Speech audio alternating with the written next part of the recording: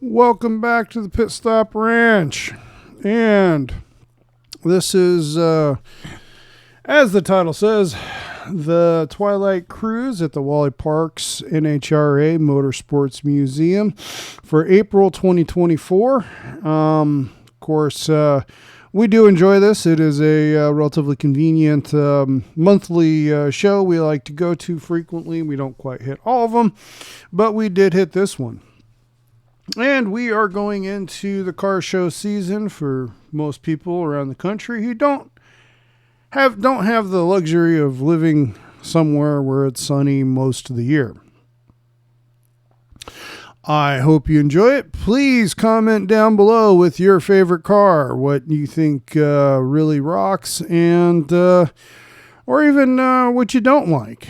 And stay tuned because we will be covering some updates and changes in the Wally Parks Museum.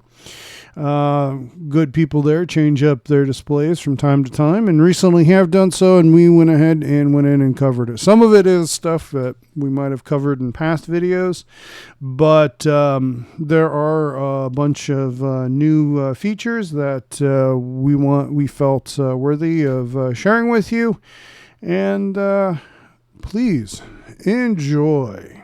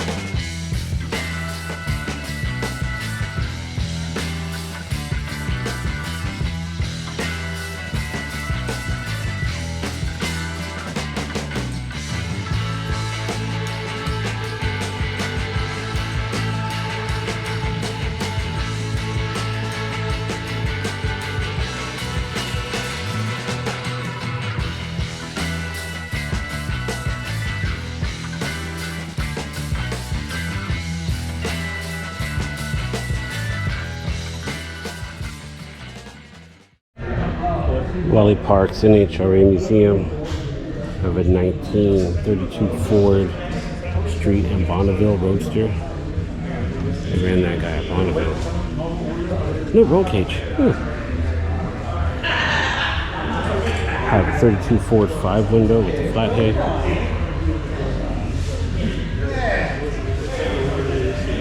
.296 cubic inch Ford flathead with the Evans intake manifold and sharp heads. I like the track nose on this guy. Channel 29 Ford.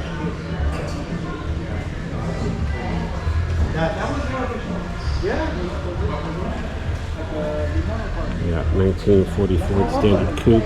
You were there? Yeah, I took a picture of your calendar.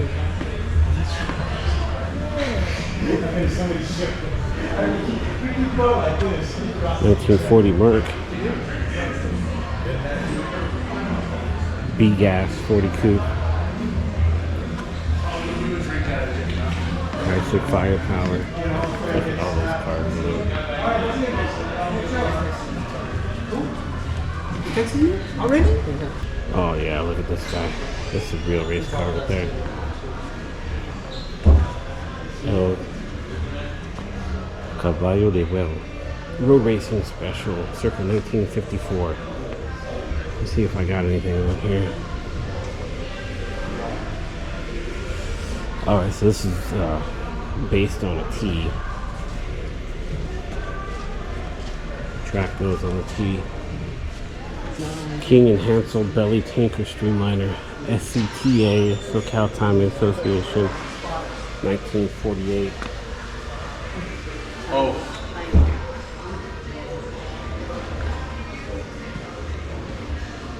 140 cubic inch flathead. So 29 Ford Bonneville modified roadster.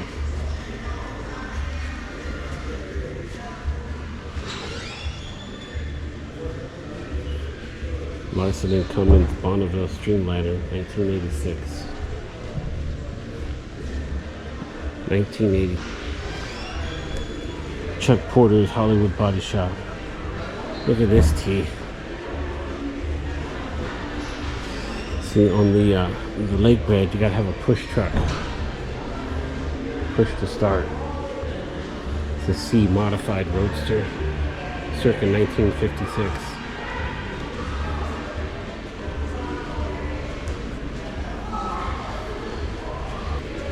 Mercury powered 29 Ford Highboy. So they did this on the lake bed and they did it as a drag strip car. So we have got to 141 miles an hour at 10.5 seconds. 247 cubic inch DeSoto Hemi. I would love a DeSoto Hemi right now. Love a DeSoto Hemi. You guys don't even know. Y'all don't even know.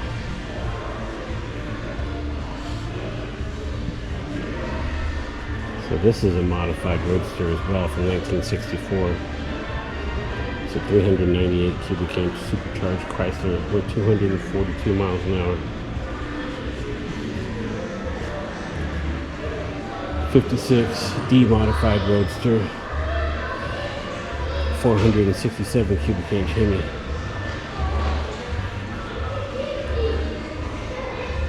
It was modified, that wasn't altered. Whew. Maybe they didn't go that fast yet.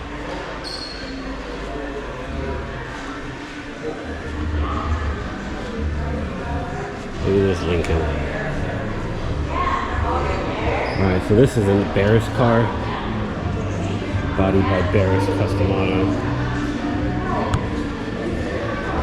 Chet Herbert. Look at that Streamliner. Wow.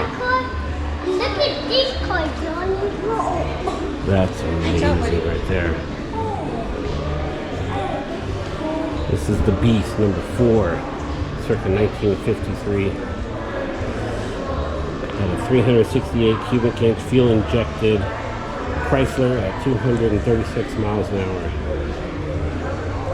It's a two-way average over a mile.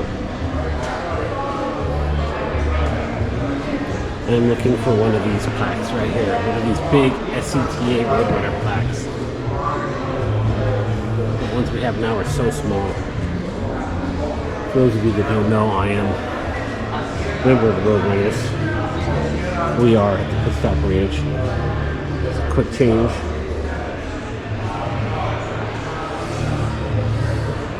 It's a very early quick change.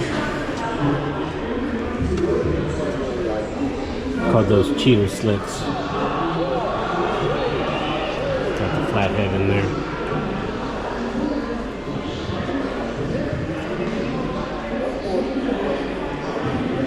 It's supposed to be Wally Park's pit car.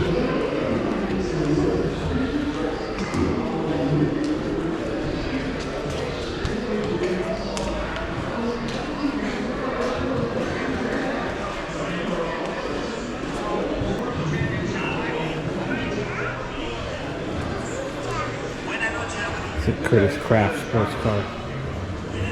The Curtis 500. Curtis Craft is known for this is from 1965, but they're known for their midget race cars. The first couple of Indy performances were the midget. A bunch of drag cars.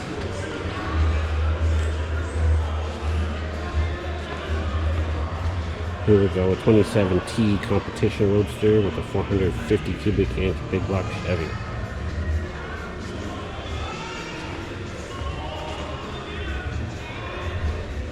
AA fuel altered. Look at that big old Hemi on there. Gee, willikers.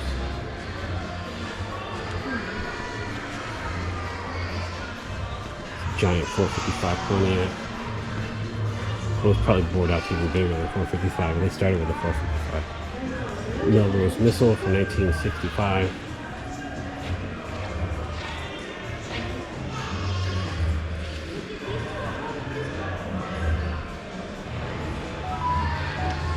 For 26 max wedge on this guy. Only a quarter midget. There's a Mustang.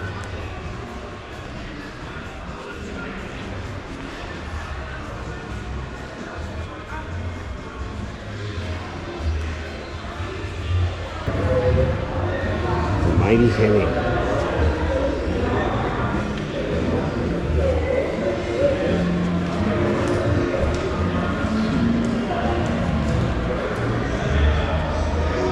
Robot cams. Look at this streamliner. Man. Beast number 3.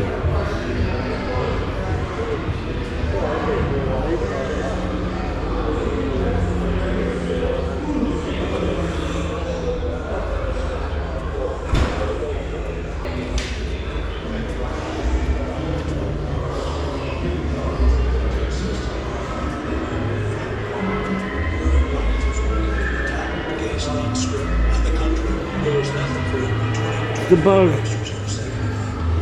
Rail dragster.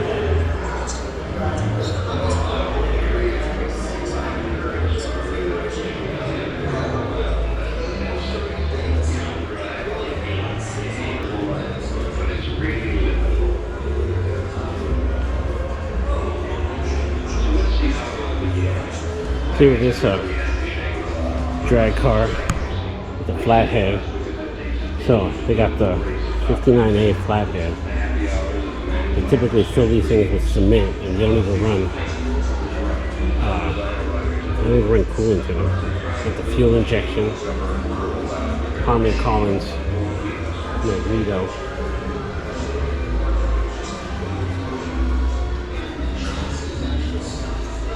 So this is a 306 cubic inch flathead V8 with 160 miles an hour at 8.54. So they got a more modern magneto setup. They got these custom built heads. There's no coolant. Looks like an 8VA. The coolant things are plugged. Look at the drive shaft. It just goes right there.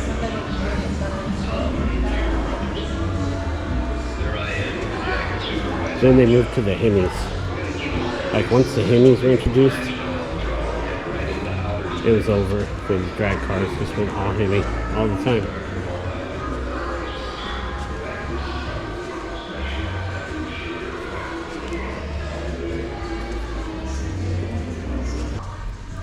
'29 Model A Street Roadster. It's built in '52.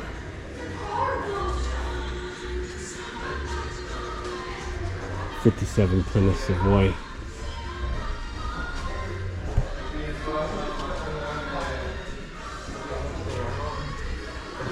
This is a Studebaker, the Banks Supercharger, twin turbo GTA. So S10 with a Duramax. GMC. This is Cummins. So this is like the Banks display. Twin turbo.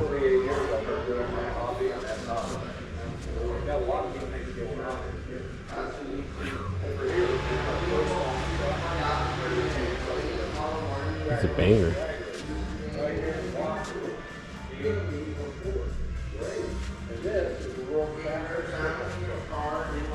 Riley Racing banger.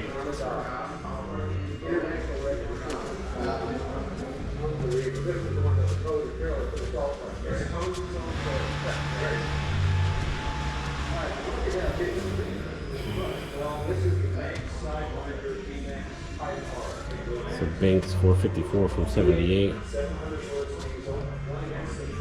Banks 454 from 1984. This is 7.3 Ford.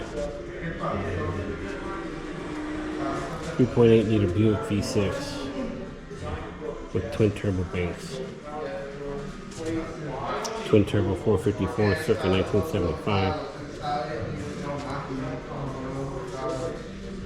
Sidewinder diesel.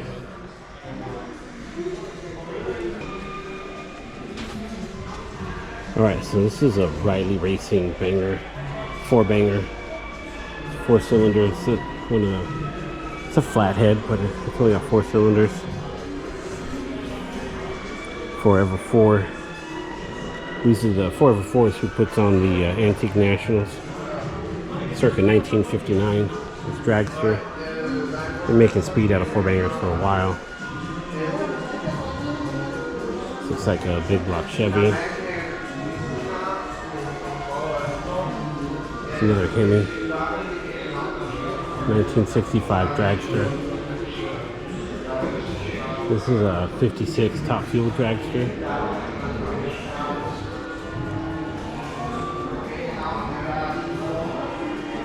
There's another Riley Racing.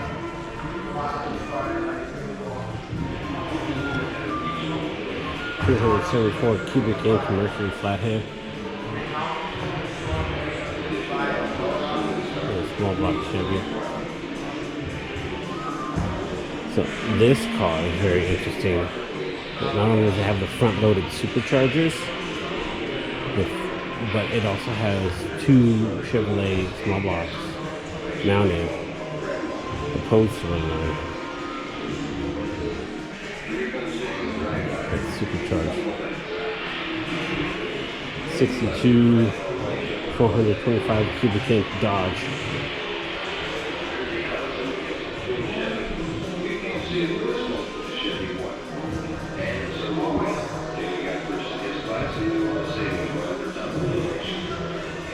.283 small block.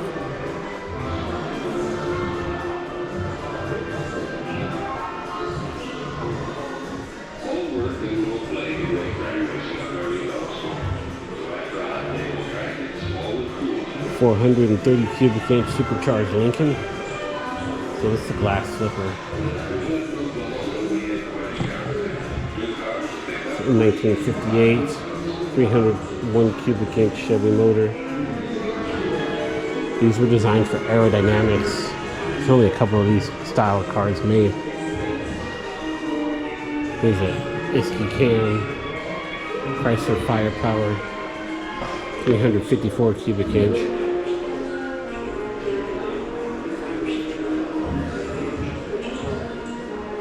400 cubic inch supercharged Chrysler.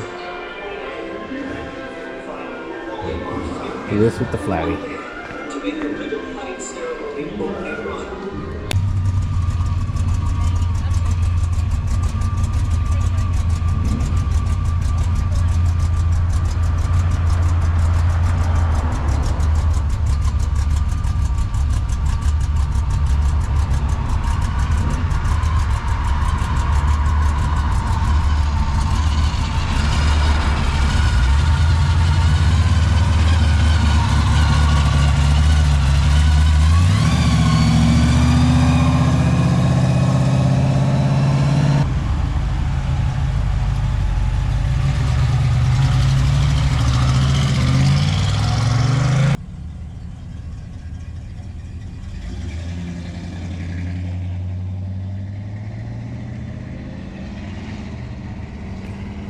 All right, some parting thoughts as we watch all these amazing cars pull away into the sunset.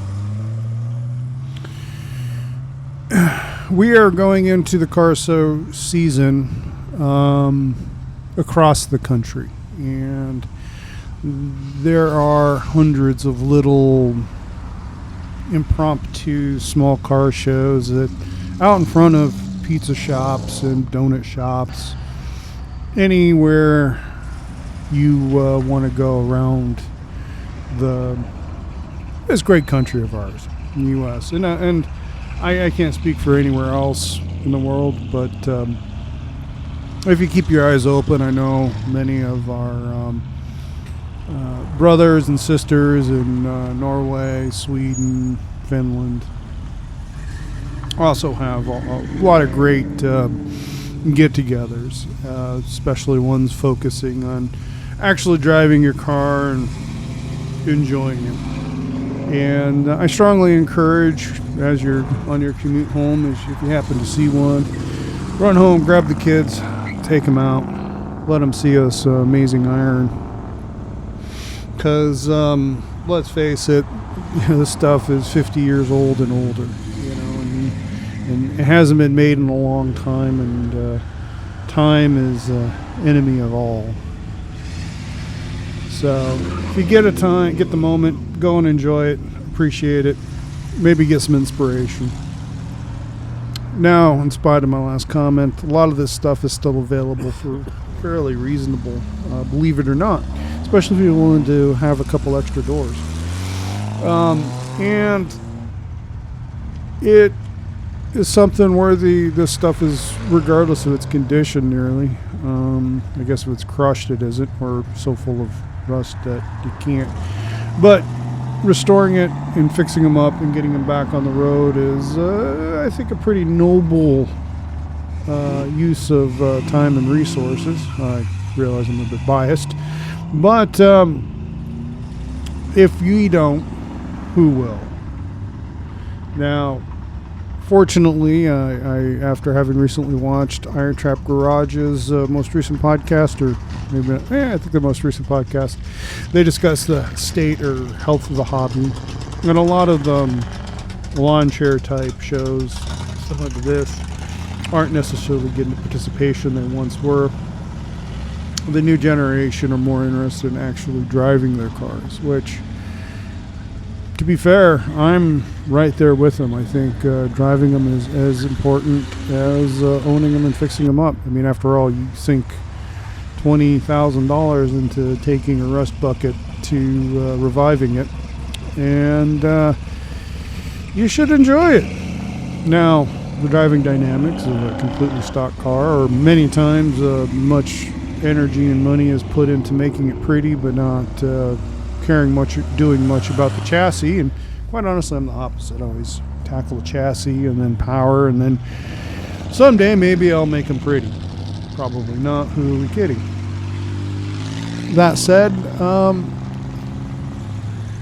there are plenty of opportunities to jump in the hobby and enjoy it, and even if it's just as a spectator. I also want to say a few things about the Wally Parks Museum specifically, but all these amazing little car museums around the country. go check them out. Go participate. Go talk to the people who are running them. Go ahead and share them with your families and see where it came from, and realize that, you know, these are not unobtainium. They're not something you can't do yourself, or, you know, all this stuff was pretty much just built by using some imagination, some basic tools in people's sheds. And, you know, we see the modern top fuelers in the hundreds of thousands, if not millions of dollars just in the car, let alone the expense of running a team for a whole season, and think it's impossible. The increasing number of events dedicated to traditional or to vintage dragsters seems to be exploding, definitely in our region, and I think in many other regions. You should look into stuff like bias ply drags, etc. And we can carry this on for a long time further, and it's definitely worth doing, I think. Well, I'm rambling a little bit, but we are the future, we are the present, we are the future, and we can choose how we want to play with our toys and spend our time and money on while we're here. And we're only going to be here a little bit before it's going to be someone else's turn to step up and take care of these vehicles. And so on that note, if you enjoyed this video, please hit the like button. If you haven't done so already, please subscribe. And as always, have a hot rod-tastic